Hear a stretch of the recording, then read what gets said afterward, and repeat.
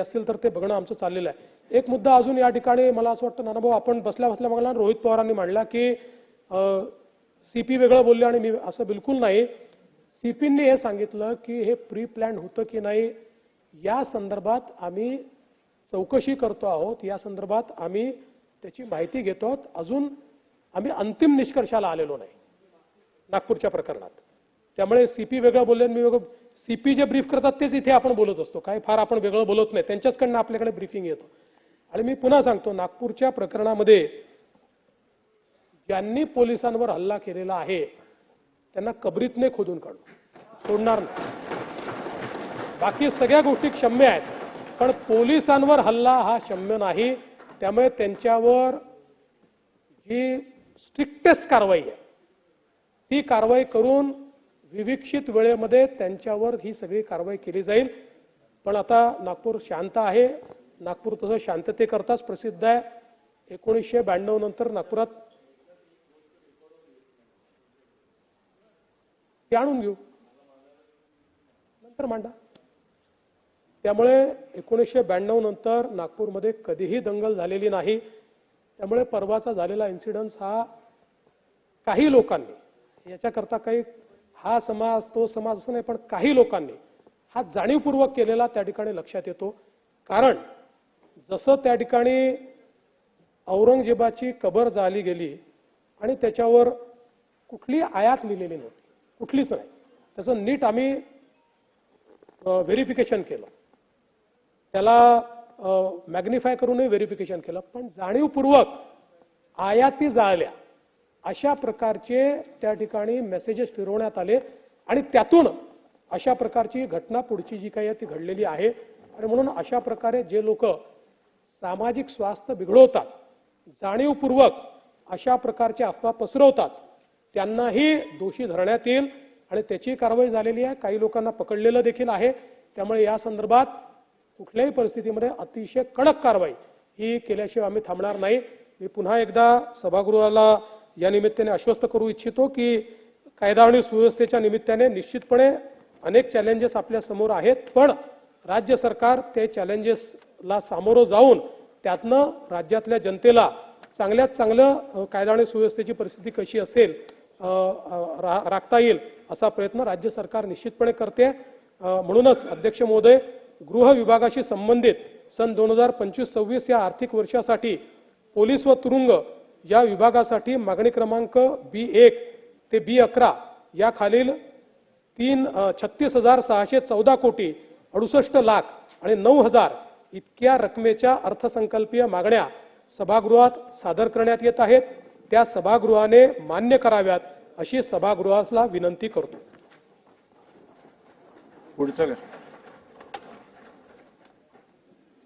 अध्यक्ष महोदय,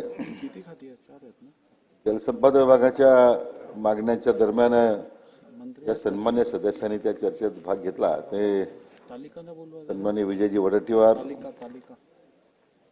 सन्मान्य सदस्य संजयजी कुटे, सन्मान्य भास्कररावजी जाधव, सन्मान्य शेखरजी निकम, सन्मान्य सदस्य श्रीमती सुलभाताई खोडके, सन्मान्य सदस्य दिलीपजी लांडे, त्याचप्रमाणे रोहित पवार, विजयराव शिवतारे, नारायण पाटील, सुनीलजी शेळके, अभिजितजी पाटील, कैलास पाटील, विश्वजीतजी कदम, विलासरावजी भुमरे, बाबूरावजी कोहळीकर, रंजनाताई जाधव, रत्नाकरजी कुटे या सर्व सन्मान्य सदस्यांनी चर्चेत भाग घेताना आपल्या मतदारसंघातील विषयासंदर्भात काही सूचना केल्यात।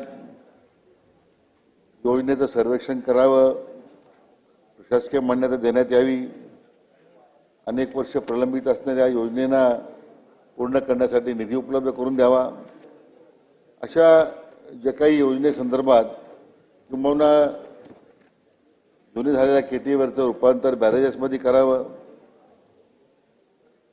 सिंचनाकरता अधिकाधिक लिंक कावला पूर्ण करून त्यामध्ये पाणी उपलब्ध करून द्यावं, वेगवेगळ्या खोऱ्यातून नदीजोड प्रकल्पाच्या माध्यमातून आपल्याला निधी उपलब्ध करून त्या ठिकाणी योजना पूर्ण कराव्यात अशा प्रकारच्या मागण्या सन्मान्य सदस्यांनी या ठिकाणी केलेल्या आहेत.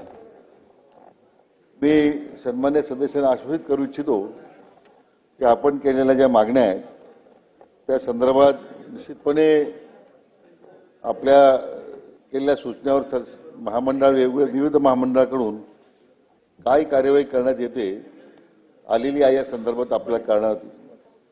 अध्यक्ष महोदय, गोदावरी महामंडळाच्या कार्यक्षेत्रात 2024-25 वर्षात 27,897 हेक्टर सिंचन क्षमता निर्मितीचं उद्दिष्ट आपलं होतं. त्यामध्ये 23,837 सिंचन क्षमता या ठिकाणी निर्मितीचं उद्दिष्ट साध्य केलेलं आहे. अध्यक्ष महोदय, सन 25-26 मध्ये महामंडळाने 25,915 हेक्टर सिंचन क्षमता निर्मितीचे उद्दिष्ट ठेवले आहे आणि निश्चितपणे यावर्षी सुद्धा त्याच गतीनं ते उद्दिष्ट पूर्ण करण्याचं लक्ष्य आपण अध्यक्ष महोदय निश्चित केलेलं आहे. गोदावरी खोरे महामंडळाने यावर्षी देवगाव, हळदवाडी, पाटोदा, आंबेरी, साठवण तलावाचे उद्दिष्ट पूर्ण केले असून पुढील वर्षी ताजनापूर उपसा सिंचन योजना, कुणकेश्वर उच्च पातळी बंधारा व पिंपळगाव साठवण तलाव पूर्ण करण्याचे उद्दिष्ट ठेवले आहे. अध्यक्ष महोदय, कृष्णा खोरे महामंडळाच्या कार्यक्षेत्रात सुद्धा 85,309 हेक्टर सिंचनाचं उद्दिष्ट होतं ते 63,778 आपण या ठिकाणी साध्य केलेलं आहे. यावर्षी आपण बार्शी उपसिंचन योजना, एकरूप उपसिंचन योजना, शिरापूर उपसा सिंचन योजना, सरफणाला मध्यम प्रकल्प, हनबरवाडी व धनगरवाडी उपसा सिंचन योजना, कुडाळी व चिलेवाडी मध्यम प्रकल्प पूर्ण करण्याचं उद्दिष्ट ठेवलेलं आहे. अध्यक्ष महोदय, अनेक जलाशयावर अतिक्रमण झालेली आहेत. कालवणार